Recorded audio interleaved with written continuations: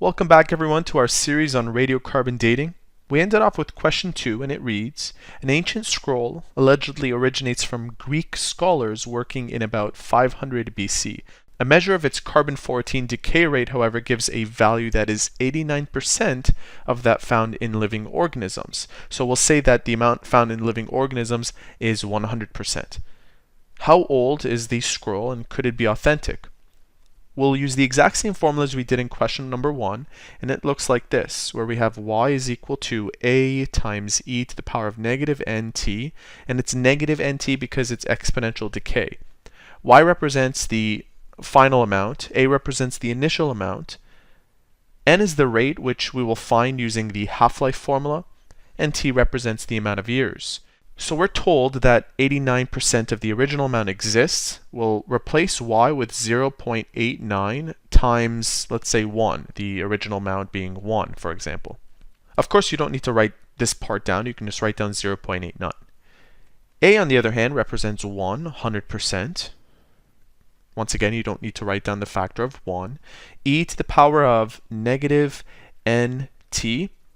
N is found using the half-life formula, and I'll just borrow the information here.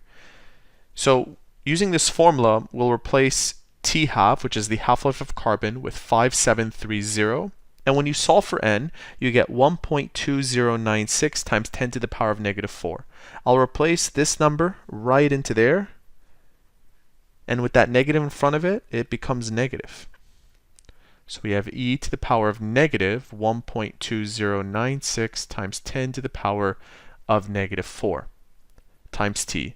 We need to find out what t is, and then we can verify if that claim is true. To do this, we need to ln both sides.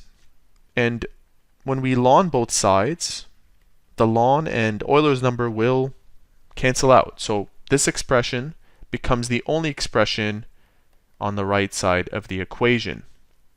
So it's relatively easy to solve. 0.89. Let's use our calculator. Ln 0.89 divided by, and make sure that this number is in parentheses. Otherwise, your calculator might give you the wrong output. We don't need that. We end up with 963 as our time. And that's in years. 963 years is equal to t. Now, if we subtract 963 from today's year, right now it's 2019, we will end up with 2019 minus the answer 1055. Now, they're claiming that it's 500 years before Christ. Obviously, this claim is not true, and we've proven that this artifact is not authentic. If you'd like to see more from our channel, make sure that you click the subscribe button, and we hope to see you again.